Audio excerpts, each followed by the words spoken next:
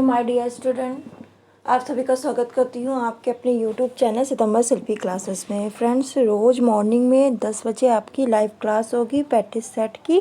तो इम्पॉर्टेंट चीज़ें, मतलब प्रैक्टिस सेट में जो इम्पॉर्टेंट चीज़ें मैं करा रही हूँ, तो प्रैक्टिस सेट ज़रूर लगाया करो, उससे पता चलता है क्वेश्चन बनते कैसे हैं, तो इम्पॉर्टेंट रहेगा। चलिए शुरू करते हैं। पहला क्वेश्चन आपका जो है वो आपका है, ये पहला क्वेश्चन है, निम्नलिखित में से पोषण द्वारा होने वाले प्रमुख रोग कौन कौन से हैं? निम्नलिखित में पोषण द्वारा होने वाले रोग कौन कौन से हैं?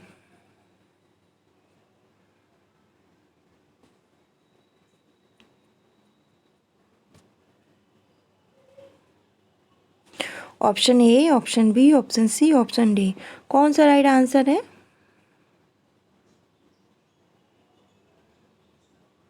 तो स्टूडेंट, इसका राइट आंसर डी है। ये सभी रोग कुपोषण से होने वाले रोग हैं। फिर नेक्स्ट है, ऊर्जा उत्पादक पोषक तत्वों की युग्म निम्नलिखित है। ऊर्जा उत्पादक पोषक तत्वों का युग्म निम्नलिखित है। कार्बोज वसा, प्रोटीन खनिज लवण, विटामिन जल, जल विटामिन।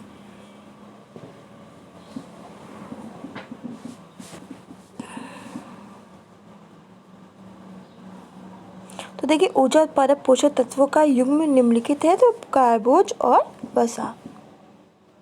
फिर नेक्स्ट है, व्यक्ति के बॉडी मास इंडेक्स का पता लगाया जाता है किसके द्वारा? लक्षण परीक्षण, खुराक परीक्षण, जैव रसायन परीक्षण, मानव मिति परीक्षण। तो देखो, व्यक्ति के बॉडी मास इंडेक्स का पता लगाया जाता है मानव मिति परीक्षण के द्वारा। फिर नेक्स्ट है, निम्नलिखित में सुपोषण की स्थिति से संबंधित नहीं है। निम्नलिखित में सुपोषण की स्थिति से संबंधित नहीं है। कौन सा संबंधित नहीं है? ऑप्शन देखो और आंसर दो। ऑप्शन देख के आंसर दो।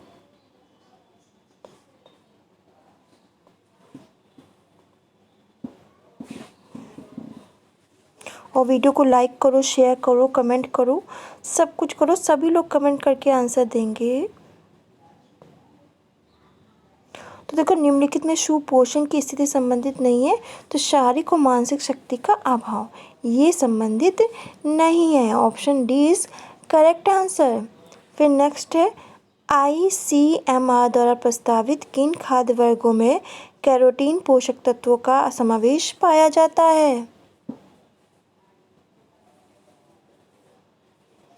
ऑप्शन ए राइट है, ऑप्शन बी, ऑप्शन सी के ऑप्शन डी? तो ICMR द्वारा प्रस्तावित किन खाद्य वर्गों में कैरोटीन पोषक तत्वों का समावेश पाया जाता है? तो गाजर, चुकंदर और सरसों, बी इसका करेक्ट आंसर है। फिर है कार्बोज बी समूह, कैल्शियम लोहा कैल्शियम युक्त निम्नलिखित में से खाद्य वर्ग समूह होगा किसका? Option A, option B, option C, option D में कौन सा राइट आंसर है? स्क्रीन पे क्वेश्चन दिख रहे हैं ना, जल्दी से कमेंट करिए। देखो, कार्बोज बी समूह कैल्शियम लोहा कैल्शियम युक्त निम्नलिखित में से खाद्य समूह किस खाद्य वर्ग समूह का होगा? तो इसका राइट आंसर है ए, मसूर, काजू और बादाम। निम्नलिखित में से पोषण को प्रभावित करने वाला कारक नहीं है। कौन सा पोषण को प्रभावित करने वाला कारक नहीं है? बहुत आसान है और बहुत सिंपल है, और आप तो तुरंत बता सकते हो इसका आंसर। निम्नलिखित में से पोषण को प्रभावित करने वाला कारक नहीं है। तो देखो, निम्नलिखित में से पोषण को प्रभावित करने वाला कारक नहीं है, तो पाचन क्रिया पोषण को प्रभावित नहीं करती है। 12 वर्ष तक के बालकों के दैनिक आहार में पोषक तत्वों की आवश्यकता पड़ती है। जो 12 वर्ष के बालक होते हैं, उनके दैनिक आहार में पोषक तत्वों की आवश्यकता होती है। कैसे पोषक तत्वों की आवश्यकता पड़ती है?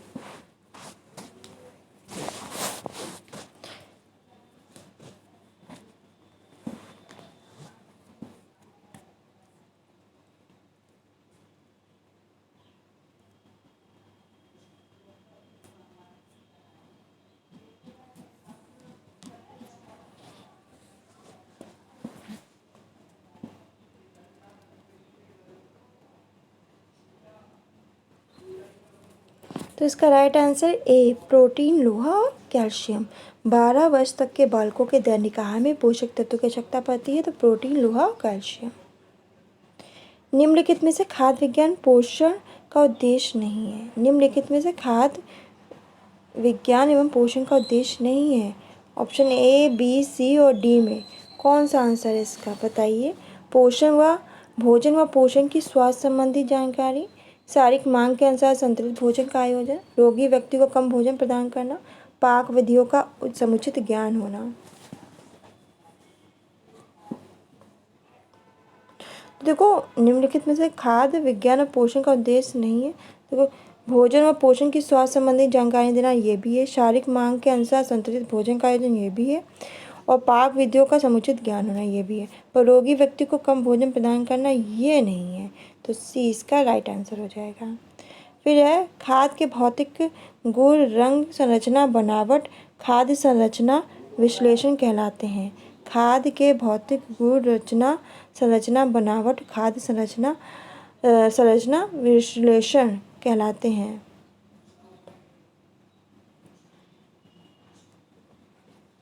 तो ये आपका खाद्य के लक्षण, ए इसका करेक्ट आंसर है। फिर नेक्स्ट है शक्कर का पानी में घुलना खाद्य का कौन सा लक्षण कहलाता है। जो शक्कर है उसका पानी में घुलना खाद्य का कौन सा लक्षण कहलाता है।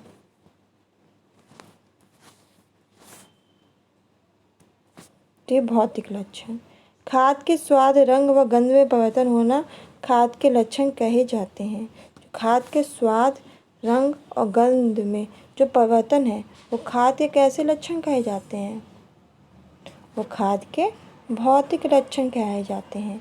खाद्य के स्वाद, रंग, गंध में परिवर्तन होना खाद्य के भौतिक लक्षण कहा जाता है। तो इसका ऑप्शन ए करेक्ट है।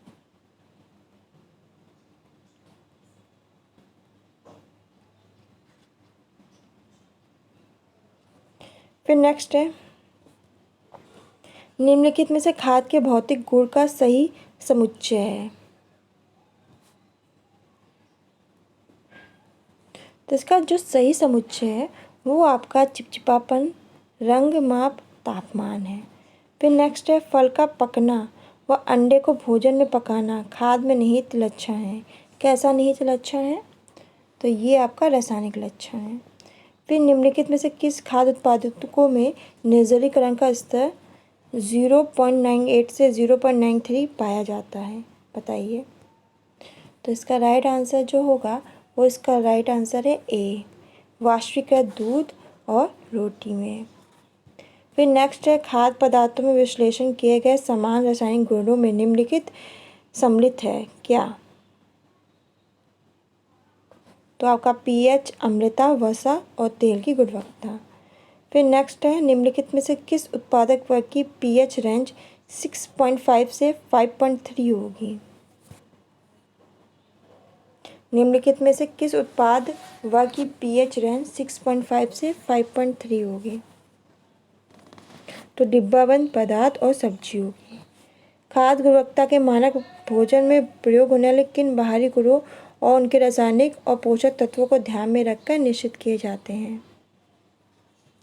खाद्य गुणवत्ता के जो मानक होते हैं भोजन में प्रयोग होने वाले बाहरी गुणों, उनके रासायनिक और पोषक तत्वों को रखकर निश्चित किए जाते हैं। किसको,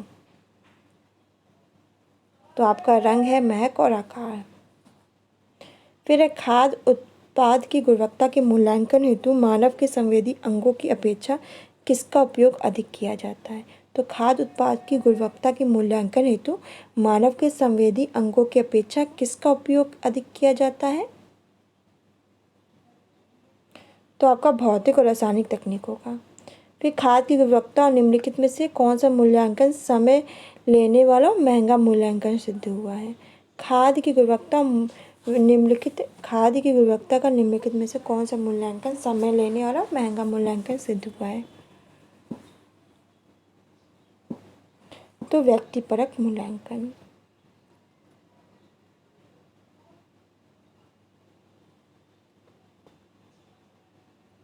फिर नेक्स्ट क्वेश्चन है आपका भारत सरकार ने वर्ष 1954 में खाद्य पदार्थों की गुणवत्ता हेतु कानून निर्माण किया जिसे क्या कहा जाता है? इम्पॉर्टेंट है, लिख लेना, इम्पॉर्टेंट क्वेश्चन है ये। तो उसे कहा जाता है खाद्य पदार्थ निषेध अधिनियम 1954।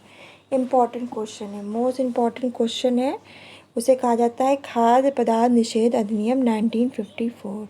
अगर क्वेश्चन अच्छे लग रहे हो तो नीचे कमेंट बॉक्स में ज़रूर बताना। फ्रेंड्स आज के लिए बस इतना ही, मिलते हैं नेक्स्ट वीडियो में नेक्स्ट क्लास के साथ कुछ और नए क्वेश्चन के साथ।